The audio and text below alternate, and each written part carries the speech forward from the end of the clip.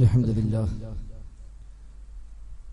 نحمده ونستعينه ونؤمن به ونتوكل عليه ونعوذ بالله من شرور أنفسنا ومن سيئات أعمالنا من يهده الله فلا مضل له ومن يضلل فلا هادي له وأشهد أن لا إله إلا الله وحده لا شريك له وأشهد أن محمدا عبده ورسوله أرسله بالهدى ودين الحق ليظهره على الدين كله ولو كره المشركون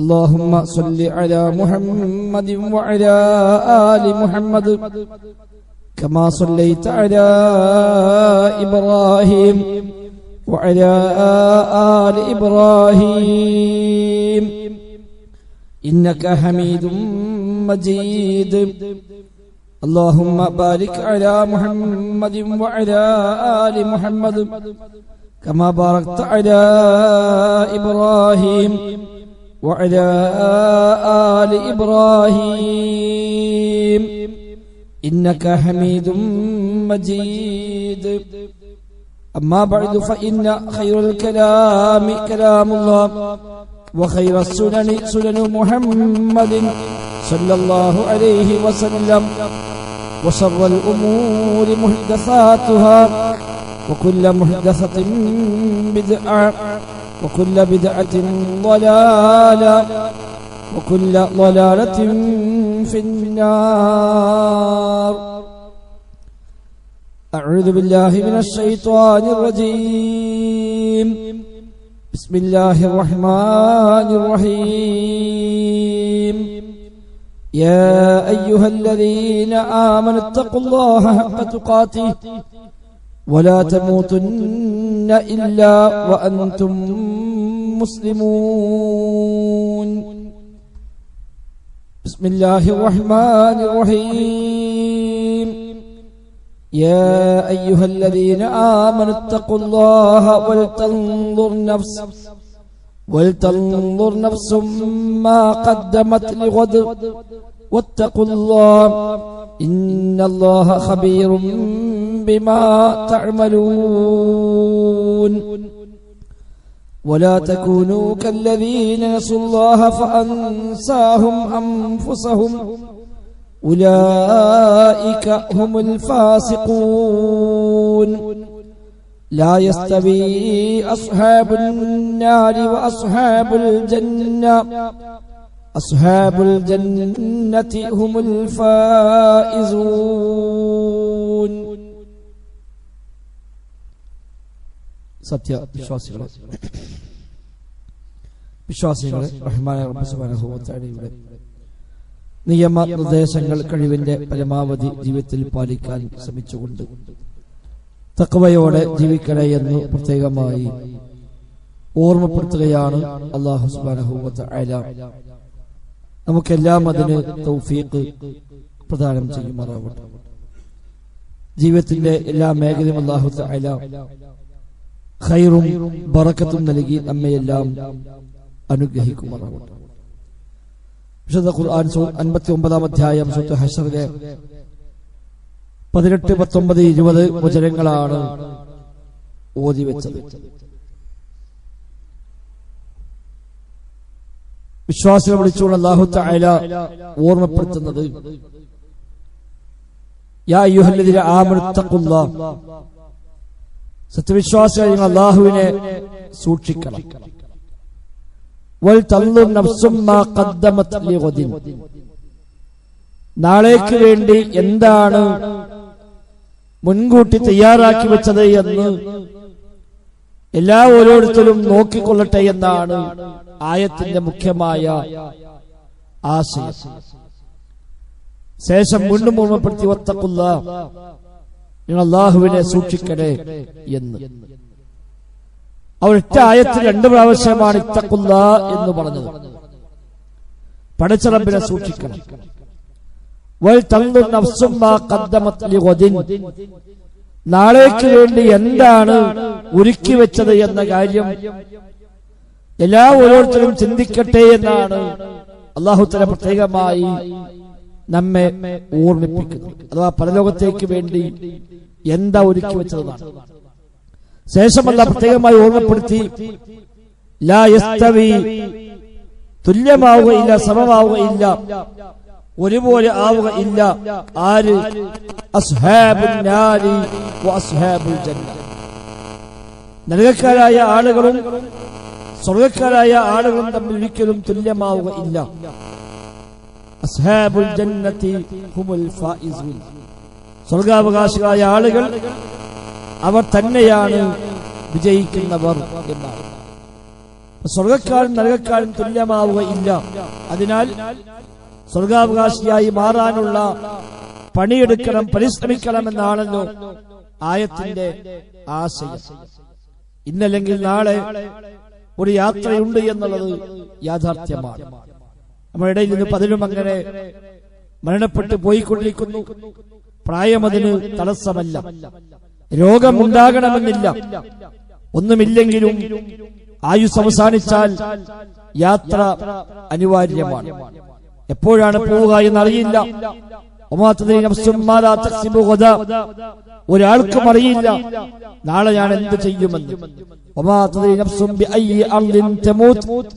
എവിടെ വെച്ച് മരിക്കുമെന്നും ഒരാൾക്കും അറിയുകയില്ല എന്നാണ്. 5 കാര്യം പടച്ച റബ്ബിനല്ലാതെ മറ്റാർക്കും അറിയാത്ത, ഒരാൾക്കും അല്ലാഹു അറിയിച്ചു കൊടുക്കാത്ത, പ്രവാചകന്മാർക്ക് പോലും അല്ലാഹു തആല അറിയിച്ചു കൊടുക്കാത്ത 5 കാര്യങ്ങൾ മഫാത്തിഹുൽ ഗൈബ്, അദൃശ്യത്തിന്റെ താക്കോലുകൾ എന്നാണ് അല്ലാഹു തആല വിശുദ്ധ ഖുർആനിൽ പരിചയപ്പെടുത്തിയത്. അതിൽപ്പെട്ട കാര്യമാണ് നാളെ ഞാൻ എന്ത് ചെയ്യുമെന്ന് ഒരാൾക്കും അറിയുകയില്ല. എവിടെ വെച്ച് മരിക്കുമെന്നതും ഒരാൾക്കും അറിയുകയില്ല എന്ന് അല്ലാഹു തആല പഠിപ്പിക്കുന്നു. ഒരു യാത്ര സത്യമാണ്. ഇന്നല്ലെങ്കിൽ നാളെ നമ്മളൊക്കെ ഈ ദുനിയാവിൽ നിന്ന് യാത്ര പോകേണ്ടവരാണ്. അങ്ങനെ പോയി കഴിഞ്ഞാൽ 2 വിഭാഗമാണ് പരലോകത്തുണ്ടാവുക. ഒന്ന് അസ്ഹാബുൽ ജന്ന, സ്വർഗാവകാശികളാണ്. മറ്റൊന്ന് അസ്ഹാബുൻ നാർ, നരകാവകാശികളാണ്. 2 വഴിക്ക് ആളുകളുണ്ട്. അതുകൊണ്ട് ലാ യസ്തവി അസ്ഹാബുൻ നാരി, നരകക്കാരായ ആളുകളും സ്വർഗക്കാരായ ആളുകളും തമ്മിൽ ഒരിക്കലും തുല്യമാവുകയില്ല. 2 ഒരുപോലെയല്ല എന്ന് അല്ലാഹു തആല പരിചയപ്പെടുത്തുന്നു. നമുക്ക് ആ സ്വർഗം കിട്ടിയേ പറ്റൂ. അതിനുള്ള നിർബന്ധ ബുദ്ധിയാണ് നമുക്കുണ്ടാവേണ്ടത്. ബാക്കിയെല്ലാം അതിന്റെ വഴിക്ക് നടന്നുകൊള്ളും. ഒരുപക്ഷെ രോഗം വരുമ്പോഴേക്ക്, പ്രയാസം വരുമ്പോഴേക്ക്, മരിച്ചാൽ അപ്പൊ എന്താണ് ആവുക? വീട് പണി പൂർത്തിയായിട്ടില്ല, മക്കളുടെ കാര്യം എന്താണ് ആവുക? മറ്റൊരുപാട് പ്രയാസങ്ങളുണ്ട്.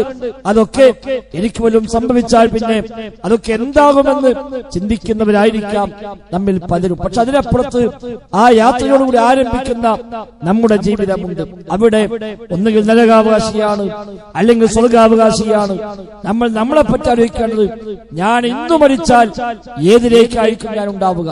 അസ്ഹാബുൽ ജന്നയിലാണോ, അതല്ല അസ്ഹാബുൻ നാറിലാണോ? നരകാവകാശികളായിരിക്കുമോ സ്വർഗാവകാശികളായിരിക്കുമോ? ഇന്ന് ഞാൻ മരിക്കുകയാണെങ്കിൽ എനിക്ക് എവിടേക്കാണ് എത്താൻ കഴിയുക എന്ന ആലോചനയാണ് നമുക്കുണ്ടാവേണ്ടത്. അല്ലാഹു റസൂലും പഠിപ്പിച്ചത്, ചില ആളുകൾക്ക് സ്വർഗം നിഷിദ്ധമാണ്, ഹറാമാണ് എന്നാണ്. സ്വർഗം ഹറാമായ ആളുകൾ, വിശുദ്ധ ഖുർആനിൽ ഒറ്റ കാര്യമാണ് സ്വർഗം ഹറാം എന്ന് പറഞ്ഞത്.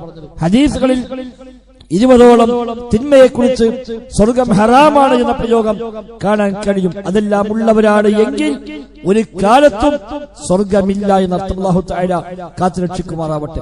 വിശുദ്ധ ഖുർആൻ പറഞ്ഞത് ശിർക്കുമായി ബന്ധപ്പെട്ടാണ്. ഇന്നഹു മൻ യുശ്രിക് ബില്ലാഹ് ഫഖദ് ഹറമല്ലാഹു അലൈഹിൽ ജന്ന വമഅവാഹുൻ നാർ. ആരെങ്കിലും അല്ലാഹുവിൽ പങ്കു ചേർക്കുന്നുവെങ്കിൽ അവന് സ്വർഗം ഹറാമാണ്, നിഷിദ്ധമാണ്. വമഅവാഹുൻ നാർ, അവന്റെ സങ്കേതം നരകമാണ്. അത്തരം അക്രമികൾക്ക് യാതൊരു സഹായം തന്നെ ഉണ്ടായിരിക്കുകയുമില്ല എന്ന് അല്ലാഹു തആല ശേഷം പ്രത്യേകമായി ഓർമ്മപ്പെടുത്തുന്നു. അപ്പൊ ചില ആളുകൾക്ക് സ്വർഗം ഹറാമാകും, വേറെ ചില ആളുകൾക്ക് നരകം ഹറാമാകുമെന്നാണ്. അങ്ങനെയും പ്രയോഗങ്ങൾ കാണാം.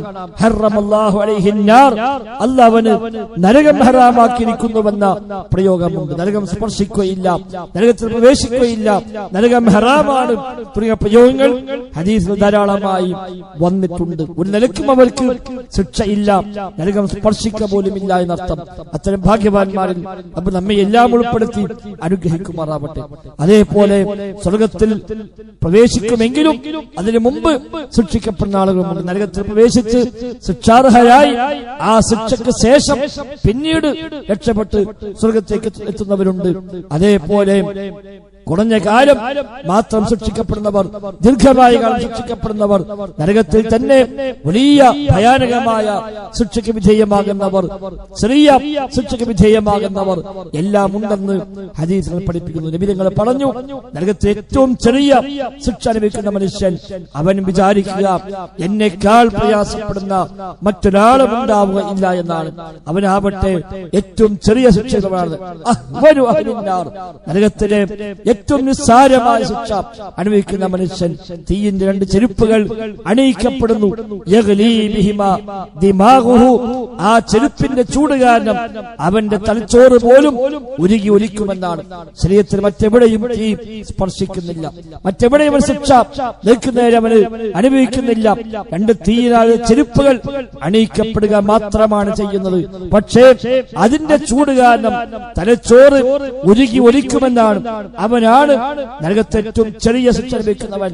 പക്ഷെ അവന്റെ ധാരണ എന്നെക്കാളേറെ ശിക്ഷിക്കപ്പെടുന്ന, എന്നെക്കാളേറെ പ്രയാസമുള്ള മറ്റൊരാളും നരകത്തിൽ ഉണ്ടാവുകയില്ല എന്നാണ് അവൻ വിചാരിക്കുക. അവനാകട്ടെ ഏറ്റവും ചെറിയ ശിക്ഷയുള്ളവനുമാണ് എന്നാണ്. അതിനപ്പുറത്തേക്കാണ് ബാക്കി ശിക്ഷകൾ മുഴുവൻ. വിശുദ്ധ ഖുർആനിൽ വ്യത്യസ്തമായ ശൈലികൾ പരിചയപ്പെടുത്തി. കല്ലാ ഇന്നഹാ ലളാ നസാഅത്തൻ ലിശ്ശവാ തദ്ഉ മൻ അദ്ബറ വതവല്ല വജമഅ ഫഔഅ എന്നാണ്. കല്ലാ ഇന്നഹാ ലളാ, അത് ലളയാണ്, നരകത്തിന്റെ പേരാണ് ലളാ. നസാഅത്തൻ ലിശ്ശവാ, തലയുടെ തീയെ പോലും ഉരിച്ചു കളയുന്ന തീയാകുന്നു നരകമെന്നാണ്. തദ്ഉ മൻ അദ്ബറ വതവല്ല, പിന്മാറി പോകുന്നവരെ എല്ലാം അത് വിളിക്കും ആ നരകത്തിലേക്ക്. ഒരുമിച്ച് കൂട്ടി അതിന്റെ പിന്നാലെ കൂടിയവരെല്ലാം ആ നരകമതിലേക്ക് വിളിക്കുമെന്നാണ് അല്ലാഹു തആല പരിചയപ്പെടുത്തുന്നത്. ദൂരെ നിന്ന് കാണുമ്പോഴേക്ക് അതിനൊരു ക്രോധവും അതേപോലെ ആർപ്പുവിളികളും കേൾക്കാനാകുമെന്നാണ്. ദൂരെ നിന്ന് കാണുമ്പോഴേക്ക് തന്നെ നരകം ആർത്തു വിളിക്കുകയാണ്. ഉച്ചത്തില് ആ നരകം ശബ്ദമുണ്ടാക്കുകയാണ്.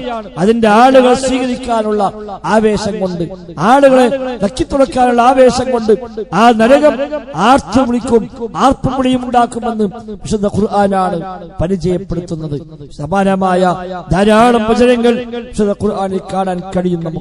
നമുക്ക് നമ്മളെ പറ്റി ആലോചിക്കേണ്ടത്, ഞാൻ ഇന്നു മരിച്ചാൽ എന്തായിരിക്കും എന്റെ സാഹചര്യം? അത് അല്ലാഹുവിന്റെ പ്രയോഗം.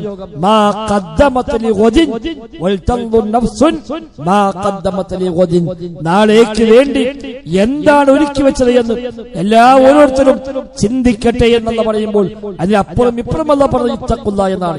യാ അയ്യുഹൽ ആമനു ഇത്തഖുല്ലാ എന്ന് പറഞ്ഞിട്ടാണ് വൽതൻദുർ നഫ്സുൻ മാ ഖദ്ദമത് ലിഗദിൻ വീണ്ടും പറഞ്ഞു വത്തഖുല്ലാ, അല്ലാഹുവിനെ സൂക്ഷിക്കണേ, അല്ലാഹുവിനെ സൂക്ഷിക്കണേ എന്ന് 2 പ്രാവശ്യം പറഞ്ഞിട്ട് അല്ലാഹു തആല പറഞ്ഞ വാക്കാണ് വൽതൻദുർ നഫ്സുൻ മാ ഖദ്ദമത് ലിഗദിൻ. നാളേക്ക് വേണ്ടി താൻ എന്താണ് ഒരുക്കി വെച്ചത് എന്ന് ഓരോരുത്തരും ചിന്തിക്കട്ടെ എന്നാണ്. നമ്മളെ പറ്റി ആലോചിക്കുക. എന്റെ വിശ്വാസം എന്താണ്? എന്റെ ആചാരം എന്താണ്? എന്റെ അനുഷ്ഠാനം എന്താണ്? എന്റെ സ്വഭാവ സംസ്കാരങ്ങൾ എങ്ങനെയാണ്? എന്റെ സാമ്പത്തിക മേഖല എങ്ങനെയാണ്? കഴിഞ്ഞ 3-4 ഖുത്ബകളിൽ സമ്പത്തുമായി ബന്ധപ്പെട്ട ചെലവഴിക്കുന്ന വഴികളും സമ്പാദ്യ മാർഗങ്ങളും അതിന്റെ വിശുദ്ധിയും എല്ലാം നാം വിവരിച്ചു.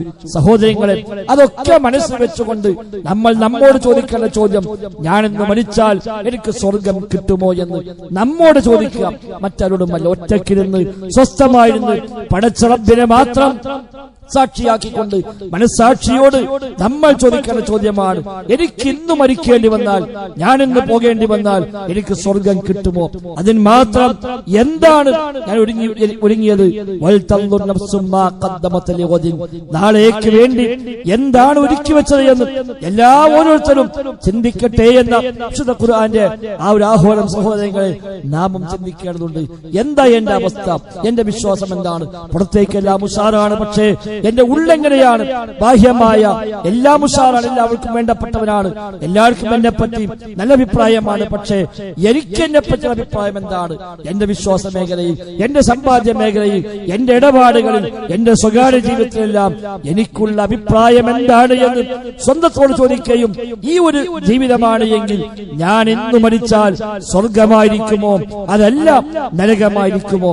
എന്താണെങ്കിലും ലാ യസ്തവി അസ്ഹാബുൻ അനിന്നാരി വഅസ്ഹാബുൽ ജന്ന. നരകക്കാരും സ്വർഗ്ഗക്കാരും സമമാവുക ഇല്ല എന്ന് അല്ലാഹു തആല. രണ്ടും ഒരുപോലെയല്ല, രണ്ടും വലിയ അന്തരമുണ്ട്, അസ്ഹാബുൽ ജന്നത്തി ഹുമുൽ ഫായിസൂൻ, സ്വർഗ്ഗാവകാശികൾ അവർ തന്നെയാണ് വിജയിക്കുന്നവർ.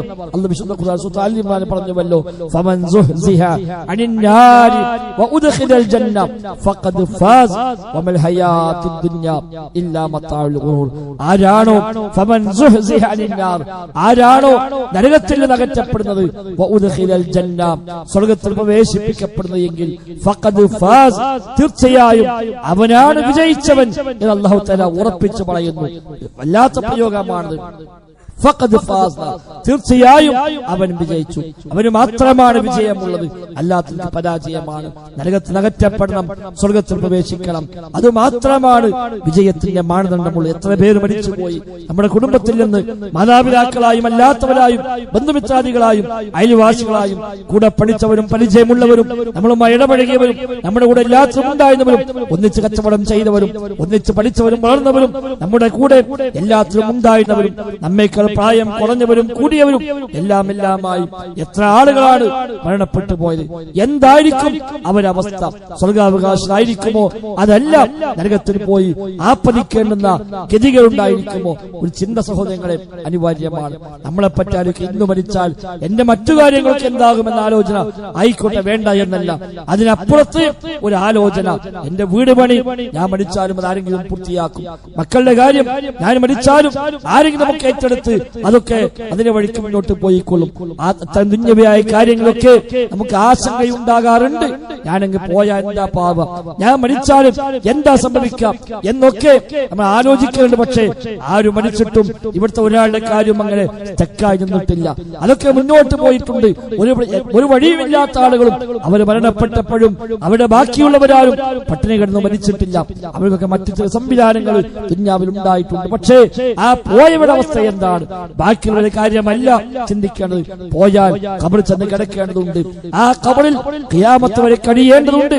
നമ്മുടെ അമലുകൾ ആ ഖബറിൽ കൂട്ടിനായി വരിക അമലുകളാണ്. നല്ല അമലാണെങ്കിലും ദുഷിച്ച അമലാണെങ്കിലും അതാണ് അവിടെ കൂട്ടിനായി ഉണ്ടാവുക.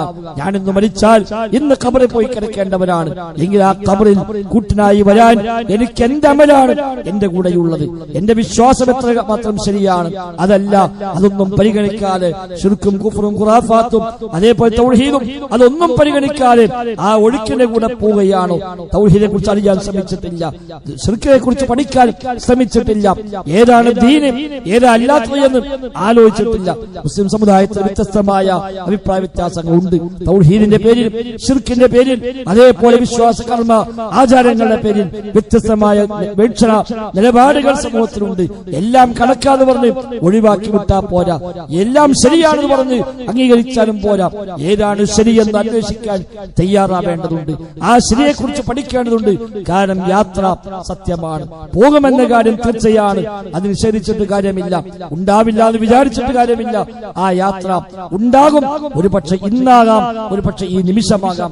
ഈ പറയുന്ന വാക്കുകൾ പോലും പൂർത്തിയാകുമോ പറയാൻ കഴിയില്ല. ഇത് പൂർണ്ണമായി കേട്ടിരിക്കാൻ താഴെയിരിക്കാൻ നിങ്ങൾക്ക് സാധിക്കുമോ പറയാൻ കഴിയില്ല. ഈ ഖുത്ബ കഴിഞ്ഞ് നിസ്കാരം കഴിഞ്ഞിട്ടാണോ പിരിയുക യാതൊരു ഉറപ്പുമില്ല. ഉമർ ഖത്താബ് പറയുമായിരുന്നു, നീ നിസ്കരിക്കേണ്ടത് യാത്ര പറയുന്ന വിടവാങ്ങുന്ന ഒരാൾ നിസ്കരിക്കും പോലെയാണ് എന്നാണ്. ഇന്നത്തെ ജുമുഅ എന്റെ ജീവിതത്തിലെ അവസാന ജുമുഅയാണ് എന്ന് അറിഞ്ഞാൽ ആ ജുമുഅയ്ക്ക് കുറച്ചുകൂടെ തഖ്വ കൂടുമല്ലോ. ഓരോ ദിവസത്തെയും ഓരോ നിസ്കാരവും എന്റെ ജീവിതത്തിലെ അവസാന നിസ്കാരമാണ്. അടുത്ത വഖ്തിന് മുമ്പ് ഞാൻ മരിക്കുമെന്ന വിവരം നമുക്ക് ലഭിക്കുകയാണ് എങ്കിൽ ആ നിസ്കാരം വല്ലാത്ത നിസ്കാരമായിരിക്കും. അതാ ഉമർ ഖത്താബ് പറഞ്ഞത്, സ്വല്ലി സ്വലാത്ത മുവദ്ദിഇൻ, വിടവാങ്ങുന്ന ഒരാൾ നിസ്കരിക്കുന്ന പോലെ നീ നിസ്കരിക്കുന്നു. ഞാൻ യാത്ര പറഞ്ഞു പോവുകയാണ്, അവസാന സംസ്കാരമാണ്, അടുത്ത വഖ്തിന് ഞാൻ ഉണ്ടാവുകയില്ല എന്ന ആ മട്ടിലാണ് നീ നിസ്കരിക്കേണ്ടത് എന്ന ഉമർ ഖത്താബിന്റെ വചനം സഹോദരങ്ങളെ നമ്മെ ചിന്തിപ്പിക്കേണ്ടതാണ്. അതുകൊണ്ട് ഒരു തിരിച്ചറിവ് അനിവാര്യമാണ്. എല്ലാ രംഗത്തും ആ ഒരു ആലോചന, ആ ഒരു ചോദ്യം, ഞാൻ എന്താണ് എനിക്ക് വേണ്ടി ഒരുക്കി വെച്ചത്. മക്കൾക്ക് വേണ്ടി പലതും ചെയ്തു, ഭാര്യയ്ക്ക് വേണ്ടി പലതും ചെയ്തു, ആളുകൾക്ക് വേണ്ടി പലതും ചെയ്തു. പക്ഷേ എനിക്ക് വേണ്ടി ഞാൻ എന്താണ് ചെയ്തത്? ഇത്രയും കാലം ജീവിച്ചു, ഇന്നൊരു പക്ഷേ പോകേണ്ടി വന്നാൽ എന്തായിരിക്കും കൂടെ കൊണ്ടുപോകണ്ടാവുക? നിങ്ങൾ യാത്രാ വിഭവങ്ങളെ ശേഖരിക്കണമെന്നാണ്, പാഥേയം ശേഖരിക്കണം. ഏറ്റവും നല്ല സാദ് തഖ്വയാണ്. ഏത് യാത്രക്കും നമ്മൾ ലഗേജ് കൂടെ കരുതാറുണ്ട്. യാത്ര സ്വഭാവം അനുസരിച്ച് ആ ലഗേജിന്റെ സ്വഭാവം മാറും. ടിക്കറ്റ് എടുക്കും, പാസ്പോർട്ട് എടുക്കും, ആവശ്യമായ രേഖകൾ കയ്യിൽ പിടിക്കും, ആവശ്യമായ ഡ്രസ്സും ബ്രഷുമടക്കം എല്ലാം കൈയെടുത്തിട്ടാണ് ഒരു യാത്രക്ക് പോകാറുള്ളത്. എങ്കിൽ ഈ യാത്രക്ക് ആവശ്യമായ യാത്രാ വിഭവങ്ങളെ നിങ്ങൾ ശേഖരിക്കണേ. ഏറ്റവും നല്ല സാദ്, ഏറ്റവും നല്ല യാത്രാ വിഭവം തഖ്വയാണ് എന്ന് അല്ലാഹു വിശുദ്ധ ഖുർആനിൽ പരിചയപ്പെടുത്തുന്നു. ആ യാത്രയ്ക്ക് എപ്പോഴും റെഡിയായി നിൽക്കുക, ലഗേജ് കെട്ടി പെട്ടി കെട്ടി റെഡിയായി നിൽക്കുക. എപ്പോ വിളിച്ചാലും ആ ലഗേജുമായി പോകാൻ കഴിയണം, ആ യാത്രാ വിഭവങ്ങളുമായി പോകാൻ കഴിയണം. ഒന്നുമില്ലാതെ പോയാൽ രക്ഷപ്പെടുകയില്ല എന്ന കാര്യം തീർച്ചയാണ്. അതിനാൽ അതിനനുസരിച്ച് ജീവിതത്തെ ക്രമീകരിക്കാൻ വിശ്വാസരംഗത്ത്, കർമ്മരംഗത്തെല്ലാം അനിവാര്യമായ പഠനങ്ങൾ നാം നടത്താൻ പരിശ്രമിക്കുക. അല്ലാഹു തആല തൗഫീഖ് പ്രദാനം ചെയ്യുമാറാവട്ടെ. അൽഹംദുലില്ലാഹ് നഹ്മദുഹു വനസ്തഈനുഹു വനു'മിനു ബിഹി വനതവക്കലു അലൈഹി. اللهم صل على محمد وعلى آل محمد كما صليت على إبراهيم وعلى آل إبراهيم إنك حميد مجيد. സഹോദരന്മാരെ, റഹ്മാനായ റബ്ബ് സുബ്ഹാനഹു വ തആലയുടെ നിയമ നിർദ്ദേശങ്ങൾ കഴിവിന്റെ പരമാവധി ജീവിതത്തിൽ പാലിക്കാൻ ശ്രമിച്ചുകൊണ്ട് തഖ്വയോടെ ജീവിക്കണേ എന്ന് ഒരിക്കൽ കൂടെ ആവർത്തിച്ച് ഓർമ്മപ്പെടുത്തുകയാണ്. റബ്ബ് സുബ്ഹാനഹു വ തആല നമുക്കെല്ലാം തൗഫീഖ് പ്രദാനം ചെയ്യുമാറാവട്ടെ. ദീനിന്റെ വിഷയത്തിൽ വ്യത്യസ്തങ്ങളായ ഫിത്നകളും ഫസാദുകളുമാണ് നാം ജീവിക്കുന്ന കാലഘട്ടത്തിൽ ഇന്ന് നിലവിലുള്ളത്. അത് ലോകാടിസ്ഥാനത്തിൽ തന്നെ അങ്ങനെയാണ്.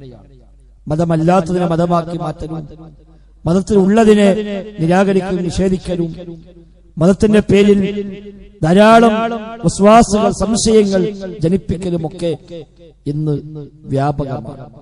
സോഷ്യൽ മീഡിയയിൽ ധാരാളം നന്മകൾ നമുക്കുണ്ടെങ്കിലും മറ്റൊരുപാട് ഫിത്നകൾക്ക് പലപ്പോഴും അത് നിമിത്തമായി മാറാറുണ്ട്. ഒരു വേള ഈമാൻ തെറ്റിപ്പോകാൻ പോലും പല ആളുകൾക്കും കാരണമായത് അവൻ ഉപയോഗിക്കുന്ന ഏതെങ്കിലും ഒരു സോഷ്യൽ മീഡിയ ആയിരിക്കാം. ഏതെങ്കിലും ഒരു ആയത്തിനെ, ഒരു ഹദീസിനെ ഒരാൾ തെറ്റായി വിശദീകരിച്ച്, തെറ്റായി അർത്ഥം വെച്ച് നമുക്ക് അയച്ചു തന്ന്, ഇതൊക്കെയല്ലേ ഖുർആനിലുള്ളത്, ഇതൊക്കെയല്ലേ ഹദീസിലുള്ളത്, ഇതാണോ നീ സ്വീകരിക്കുന്നത് എന്ന ചോദ്യമായിരിക്കാം ഒരു പക്ഷേ നമ്മുടെ ഈമാനെ തകർത്ത് കളയുക. അത്തരമൊരാളുമായുള്ള സഹവാസമായിരിക്കാം ഒരു പക്ഷെ നമ്മുടെ വിശ്വാസത്തെ നശിപ്പിക്കുന്നത്. അതുകൊണ്ട് വലിയ ജാഗ്രത ആ രംഗത്ത് ആവശ്യമുണ്ട്. ഫിത്ന വർദ്ധിക്കുന്തോറും ജാഗ്രത വർദ്ധിക്കുകയാണ് വേണ്ടത്. ഫിത്നകൾ ഇരുട്ടാണ്, അതിനുള്ള ജാഗ്രതയ്ക്ക് വെളിച്ചമാണ് ആവശ്യം. ആ വെളിച്ചമാണ് അറിവ്. ഇരുട്ടാകുന്ന ഫിത്നയിൽ അറിവാകുന്ന വെളിച്ചം കൊണ്ട് മാത്രമാണ് മുന്നോട്ട് പോകാൻ കഴിയുക. നബി സ്വല്ലല്ലാഹു അലൈഹി വസല്ലം പോലും പ്രാർത്ഥിച്ച പ്രാർത്ഥന റബ്ബി സിദ്നി ഇൽമാ എന്നാണ്. അല്ലാഹുവേ നീ എനിക്ക് അറിവ് വർദ്ധിപ്പിച്ചു തരണേ എന്ന് വഹയി ലഭിക്കുന്ന പ്രവാചകർ പ്രാർത്ഥിച്ചുവെങ്കിൽ നമ്മളൊക്കെ എത്ര കണ്ടത് പ്രാർത്ഥിക്കണം, പഠിക്കാൻ നമ്മൾ ശ്രമിക്കണം. വിശുദ്ധ ഖുർആനും പ്രവാചക വചനങ്ങളും മുൻ ധാരണകളൊന്നുമില്ലാതെ പഠിക്കാനുള്ള പരിശ്രമമാണ് നമുക്ക് വേണ്ടത്. ധാരാളം പഠന സംരംഭങ്ങൾ ഇന്ന് നമുക്കുണ്ട്. അതൊക്കെ ഉപയോഗപ്പെടുത്തി ദീനു പഠിക്കുക, നമ്മുടെ മക്കളെ ദീനു പഠിപ്പിക്കുക. അതാണ് രക്ഷയ്ക്കുള്ള ഏക മാർഗം. അതല്ലെങ്കിൽ ഒന്നിനുമില്ല ഒന്നായി ഫിത്നകൾ വരുമ്പോൾ എന്താ സംഭവിക്കുന്നത് എന്ന് പോലും അറിയാതെ ആ ഫിത്നയിൽ അകപ്പെട്ടു പോവുകയും നമ്മുടെ സ്വർഗം നഷ്ടപ്പെടാൻ നിമിത്തമായി മാറുകയും ചെയ്യും. ലോകത്ത് വന്ന എല്ലാ ഫിത്നകളും അനേകായിരങ്ങളുടെ ഈമാൻ തകർത്തുകൊണ്ടാണ് മുന്നോട്ട് പോയത്. ഷിയായിസം ലോകത്ത് വന്നു, ഒരു മനുഷ്യനാണ് അതിന്റെ തുടക്കം. പക്ഷെ അയാളെ മനസ്സുദിച്ച തെറ്റായ ഒരു ദുരുദ്ദേശമായ ചിന്ത, ആ ചിന്ത ലോകത്ത് കോടിക്കണക്കായ മനുഷ്യന്മാരുടെ ഈമാനാണ് നശിപ്പിച്ചത്. ഷിയാക്കൾ എന്ന പേരിൽ കോടാനുകോടി മനുഷ്യന്മാർ ഇന്ന് ലോകത്തുണ്ട്. അവിടെ ഈമാനാണ് തകർന്നു പോയത്. അഹ്ലുസുന്നയുടെ ശരിയായ റൂട്ടിൽ നിന്ന് വഴിമാറിപ്പോവുകയും സ്വഹാബിമാര് പോലും കാഫിറാണ് എന്ന് വിശ്വസിക്കുന്ന അവസ്ഥയിലേക്ക് ഈ കോടിക്കണക്കിന് മനുഷ്യന്മാരെ എത്തിച്ചത് ഒരാളുടെ ചിന്തയുദിച്ച ഒരു ദുരുദ്ദേശമായിരുന്നുവെങ്കിൽ ഈമാൻ തെറ്റാൻ അത്ര ആവശ്യമുള്ള അർത്ഥം. ഖവാരിജിയത്ത് ലോകത്ത് വന്നു. സ്വഹാബിമാർ മരിച്ചതിനു മുമ്പാണ് ഖവാരിജികൾ ലോകത്തുണ്ടായത്. അതും ഒരാളിൽ നിന്നാണ് തുടക്കമിട്ടത്. അതും അനേക ലക്ഷം മനുഷ്യന്മാരുടെ ഈമാൻ തെറ്റിപ്പോകാൻ കാരണമായി. പഴിച്ച സംഘങ്ങൾ ലോകത്ത് പലതും കടന്നു വന്നിട്ടുണ്ട്.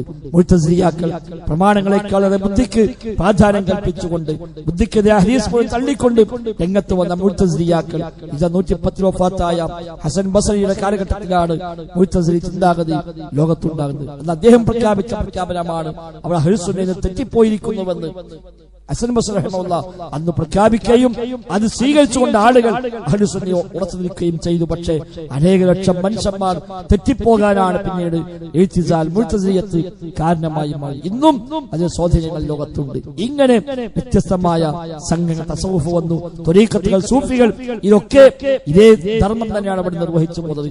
ഇനിയും പുതിയ പുതിയ ചിന്താഗതികൾ, പുതിയ പുതിയ വിവാദങ്ങൾ ലോകാടിസ്ഥാനത്തിൽ വരിക തന്നെ ചെയ്യും. അതൊക്കെ നമ്മുടെ ഈമാൻ തകർക്കാൻ പാടില്ല, നമ്മുടെ സ്വർഗം നഷ്ടപ്പെടുത്താൻ പാടില്ല, നമ്മെ നരകത്തിൽ കൊണ്ടുപോയി എത്തിക്കാൻ പാടില്ല. അതിനാവശ്യം അറിവാകുന്ന വെളിച്ചമാണ്. ഫിത്നകളെല്ലാം ഇരുട്ടാണ്, ഫസാദുകളെല്ലാം ഇരുട്ടാണ്. ആ ഇരുട്ട് വന്ന് മൂടുമ്പോൾ അതിൽ വെളിച്ചമുണ്ടെങ്കിലേ ശരിയായ വഴി മനസ്സിലാക്കാൻ സാധിക്കുകയുള്ളൂ. വെളിച്ചമൊന്നുമില്ലെങ്കിൽ ആ ഇരുട്ടിൽ വഴിയറിയാതെ തപ്പിത്തടഞ്ഞ് എവിടെങ്കിലും പോയി തലയിടിച്ച് ഒരുപക്ഷെ പരിക്കുപറ്റി എല്ലാം നഷ്ടപ്പെടുന്ന സാഹചര്യം ഉണ്ടായേക്കാം. നബി തങ്ങൾ പറഞ്ഞു, ഫിത്നകൾ വന്നുകൊണ്ടേയിരിക്കും. ഇരുട്ടാർന്ന രാത്രിയെ പോലെ നിങ്ങൾക്ക് ഫിത്നകൾ വരും. യുസ്ബിഹു റജുലു മുഅ്മിന വയുംസി കാഫിറ വയുംസി മുഅ്മിന വയുസ്ബിഹു കാഫിറ. രാവിലെ വിശ്വാസിയായവൻ വൈകുന്നേരം അവിശ്വാസിയായി മാറും. വൈകുന്നേരം വിശ്വാസിയായിട്ടുള്ളവൻ പിറ്റേന്ന് രാവിലെ അവിശ്വാസിയായി മാറും. തുച്ഛമായ ഭൗതികമായ ലാഭങ്ങൾക്ക് വേണ്ടി ദീനവൻ കച്ചവടം ചെയ്യുന്ന, മതം വിൽക്കാൻ തയ്യാറാകും, ദീന കച്ചവടം ചെയ്യാൻ തയ്യാറാകും. തുച്ഛമായ ലാഭങ്ങൾക്ക് വേണ്ടി, സമ്പത്തിനു വേണ്ടി, സ്ഥാനമാനങ്ങൾക്ക് വേണ്ടി, അധികാരങ്ങൾക്ക് വേണ്ടി, അംഗീകാരങ്ങൾക്ക് വേണ്ടിയൊക്കെയായി ദീന് വിൽക്കാൻ തയ്യാറാകുന്ന സാഹചര്യമുണ്ടാകും. അങ്ങനെ രാവിലെ മുഅ്മിനായവൻ വൈകുന്നേരം ആകുമ്പോഴേക്ക് ഇസ്ലാം ഒഴിവാക്കി അവൻ അവിശ്വാസിയായി പോയിട്ടുണ്ടാകും. വൈകുന്നേരം മുഅ്മിനാണ്, നേരം വെളുക്കുമ്പോഴേക്കാണ് അയാൾ മതം വിട്ടത്രേ, എക്സ് മുസ്ലിം എന്ന് പറഞ്ഞുകൊണ്ട് ഇസ്ലാം തന്നെ ഒഴിവാക്കി പോയ ആളുകളെ കഥകൾ ഇന്ന് എമ്പാടും കാണാം. അവിടേക്ക് ജാഗ്രത നമുക്ക് ആവശ്യമുണ്ട്. എപ്പോഴും ഈ വഴിയിൽ ഉറച്ചു നിൽക്കാനുള്ള പ്രാർത്ഥന, അതിനുള്ള പരിശ്രമങ്ങൾ, അതിനുള്ള പഠനങ്ങൾ എല്ലാം നമ്മുടെ ജീവിതത്തിന്റെ ഭാഗമായി മാറണം. ഖുർആൻ ക്ലാസുകളിൽ നമ്മുടെ പങ്കാളിത്തം ഉണ്ടാകണം. ഹദീസുകൾ നമ്മൾ പഠിക്കണം. ജുമുഅ കൃത്യമായി പങ്കെടുത്ത് ദീന് പഠിക്കാൻ അവസരം നൽകണം, അതിനെ ഉപയോഗപ്പെടുത്തണം. സോഷ്യൽ മീഡിയയിലാണെങ്കിലും നമുക്ക് ഖൈറാണെന്ന് ബോധ്യമുള്ള വഴികളെ മാത്രം നമ്മൾ അവലംബിക്കണം. എല്ലാം കേൾക്കുക എന്നല്ല, ഏതും കേൾക്കാലോ എല്ലാം കേൾക്കാലോ എന്നല്ല, എല്ലാം വേർതിരിച്ചറിയാൻ കഴിയുന്നവനാണെങ്കിൽ അവന് കേൾക്കാൻ പറ്റും. അതും കഴിയാത്തവൻ പലതും കേട്ടാൽ ഒരുപക്ഷെ അവനെ ഈമാൻ തെറ്റാനാണ് നിമിത്തമായി മാറുക. ആ നിലക്കുള്ള ജാഗ്രത നാം കാത്തു സൂക്ഷിക്കുക, ധാരാളമായി പ്രാർത്ഥിക്കുക. നബിയുടെ പ്രാർത്ഥനയാണ്, അല്ലാഹുമ്മ യാ മുഖല്ലിബൽ ഖുലൂബ് സബ്ബിത് ഖൽബി അലാ ദീനിക. അബ്ബേ, കൽബുകളെ മാറ്റിമറിക്കുന്നവനെ എന്റെ കൽബിനെ എന്റെ ദീനിൽ ഉറപ്പിച്ചു നിർത്തണമെന്നാണ്. കൽബ് മാറി മറിയുമെന്നാണ് നബി തങ്ങൾ പറഞ്ഞു. മനുഷ്യരുടെ കൽബുകൾ റഹ്മാനായ റബ്ബിന്റെ വിരലുകൾക്കിടയിലാകുന്നു. യുഖല്ലിബുഹാ കൈഫശാ. ഉദ്ദേശിക്കുന്ന വഴിയിൽ അവൻ അതിനെ മാറ്റിമറിച്ചുകൊണ്ടിരിക്കുന്നതാണ്. കൽബ് മാറിക്കൊണ്ടേയിരിക്കും. ഓരോന്ന് കേൾക്കുമ്പോ തിരക്കേടില്ല തോന്നും, മറ്റൊന്ന് കേൾക്കുമ്പോ ആ വഴിക്ക് പോലെ തോന്നും. തീരുമാനമെടുക്കാൻ കഴിയാത്ത സാഹചര്യം ഉണ്ടാകും. പലപ്പോഴും അങ്ങനെ അസ്വസ്ഥമായ മനസ്സുണ്ടാകും. അത് ചെന്നെത്തുക ഒരുപക്ഷെ നമ്മുടെ സ്വർഗം നഷ്ടപ്പെടുന്നതിലേക്കായിരിക്കാം. അവിടെയാണ് ഈ പ്രാർത്ഥന, യാ മുഖല്ലിബൽ ഖുലൂബ്, കൽബുകളെ മാറ്റിമറിക്കുന്ന അല്ലാഹ്, സബ്ബിത് ഖൽബി അലാ ദീനിക, എന്റെ കൽബിനെ നിന്റെ ദീനിൽ നീ ഉറപ്പിക്കണേ എന്ന് നബി തങ്ങൾ ധാരാളമായി പ്രാർത്ഥിക്കലുണ്ട്. നമ്മുടെ പ്രാർത്ഥനയിൽ പ്രധാനപ്പെട്ട പ്രാർത്ഥനയായിട്ട് മാറണം. സുജൂദിലാണെങ്കിലും അത്തഹിയ്യാത്തിലാണെങ്കിലും അല്ലാത്ത പ്രാർത്ഥനയാണെങ്കിലും അവിടെയൊക്കെ പ്രധാനപ്പെട്ട ഒരു പ്രാർത്ഥനയായി ഈ പ്രാർത്ഥന മാറേണ്ട സാഹചര്യമാണ്. വിശുദ്ധ ഖുർആനും പരിചയപ്പെടുത്തിയ ഒരു വിശ്വാസികളുടെ പ്രാർത്ഥന, റബ്ബനാ ലാ തുസിഗ് ഖുലൂബനാ ബഅദ ഇദ് ഹദൈതനാ, റബ്ബേ ഹിദായത്തിലാക്കിയ ശേഷം നീ ഞങ്ങളെ തെറ്റിക്കരുത് റബ്ബേ എന്നാണ്. ഞങ്ങൾ കൽബുകളെ കൽബുകളെ, മനസ്സുകളെ മാറ്റിമറിക്കല്ല അല്ലാഹ് എന്ന് പ്രാർത്ഥിക്കുവാണ് മുഅ്മിനീങ്ങൾ അല്ലാഹു വിശുദ്ധ ഖുർആനിൽ പരിചയപ്പെടുത്തുന്നുണ്ട്. ആ പ്രാർത്ഥന ഉണ്ടാവുക, പരിശ്രമം ഉണ്ടാവുക. പടച്ച നമുക്കെല്ലാം തൗഹീദിലായി ജീവിക്കുവാനും ഈമാനോടെ മരിക്കാനും സ്വർഗത്തിലേക്ക് എത്താനുമുള്ള തൗഫീഖ് പ്രദാനം ചെയ്യുമാറാവട്ടെ. ജീവിതത്തിലെ എല്ലാ രംഗത്തും പടച്ച റബ്ബിന്റെ ദീനിന് മുൻതൂക്കം നൽകി അതുപ്രകാരം ജീവിതത്തെ ക്രമീകരിക്കാൻ നമുക്കെല്ലാം അല്ലാഹു തൗഫീഖ് പ്രദാനം ചെയ്യുമാറാവട്ടെ. അല്ലാഹുമ്മ റബ്ബനാ ആതിനാ ഫിദ് ദുനിയാ ഹസന വഫിൽ ആഖിറതി ഹസന വഖിനാ അദാബന്നാർ. അല്ലാഹുമ്മ ഗ്ഫിർ ലിൽ മുഅ്മിനീന വൽ മുഅ്മിനാത്ത് വൽ മുസ്ലിമീന വൽ മുസ്ലിമാത്ത് അൽ അഹ്യാഇ മിൻഹും വൽ അംവാത്ത് ഇന്നക മുജീബുദ് ദഅവാതി വഖാദിൽ ഹാജാത്ത്. ربنا اصرف عنا عذاب جهنم إن عذابها كان غراما إنها ساءت مستقرا ومقاما. اللهم ربنا تقبل منا، ربنا تقبل منا، ربنا تقبل منا إنك أنت السميع العليم وتب علينا إنك أنت التواب الرحيم. وصلى الله وسلم على محمد وآله وصحبه أجمعين والحمد لله رب العالمين.